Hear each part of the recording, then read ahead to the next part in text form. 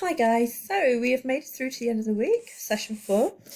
This is the consolidation session, so I'm not really going to teach you anything with this session that's happened in the previous 3.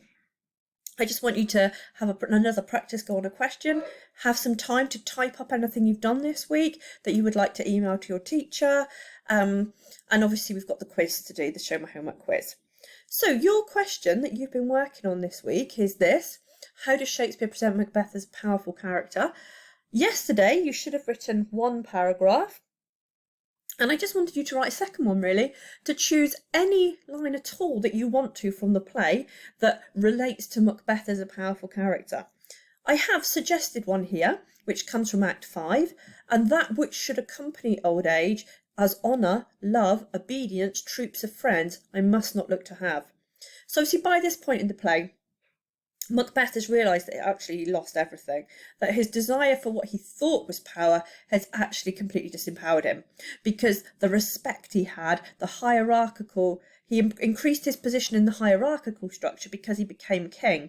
But actually what he lost was much greater than what he gained.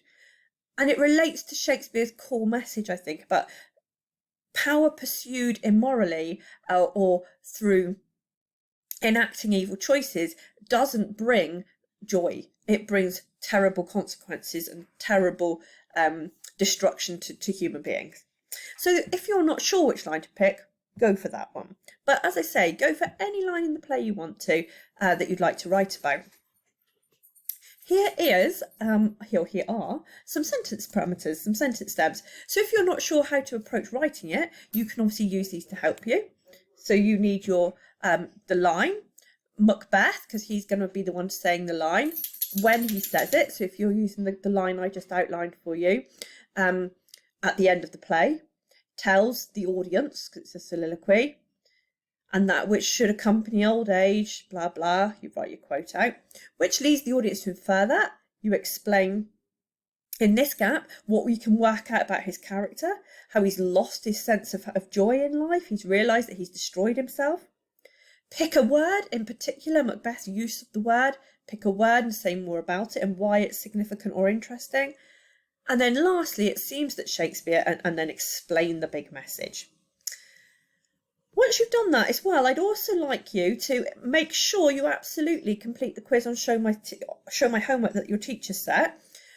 Obviously, we'd like you to send us some of your work typed up, but we can make really good inferences about what you've understood and learned through the quizzing. So it's really important, as a minimum, you do that. You should also create yourself some Quizlet flashcards. You should all have signed up to Quizlet by now, and you can create yourself some Quizlet flashcards. Perhaps the quiz questions I put on Show My Homework you could turn into flashcards.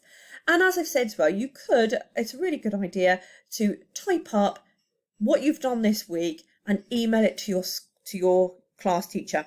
Remember, please, you must email from your school email address because we can't respond else. We can't respond to your private addresses.